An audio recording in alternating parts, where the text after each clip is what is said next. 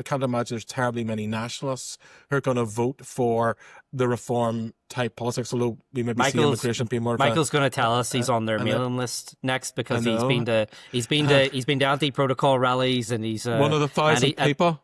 He's been on he's on the mailing list. So I don't see it breaking in any significant way, really, to answer Jason's question directly.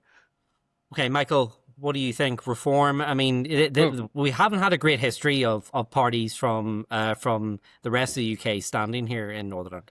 Yes, well, naturally, if they have a major conference here in Northern Ireland, I'd do my best to attend it. But I agree with Tim's analysis. The history of the major parties in GB getting off the ground here electorally is very limited indeed. There's always been an independent streak in North Down. Tim mentioned Jim Kilfetter and Lawrence Kennedy and so on. But I don't think so. Having said that, they aligned themselves with TUV, except for North Antrim, where they backed Ian Paisley Jr., so they didn't have an undue influence on things in North Antrim in the last election. But I could see if they swept the boards in GB, which is a possibility. I mean, Nigel Farage is the bookies' favourite to be the next Prime Minister.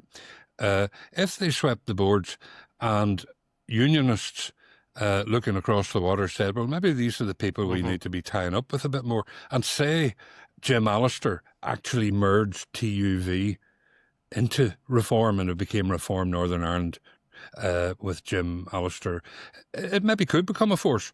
But that's a lot of ifs, a lot of buts. Yeah. I think overall it's very unlikely, and I can't see them making any major breakthrough. They might find some charismatic character who appeals to some unionist voters in a particular locality, but overall I can't see it.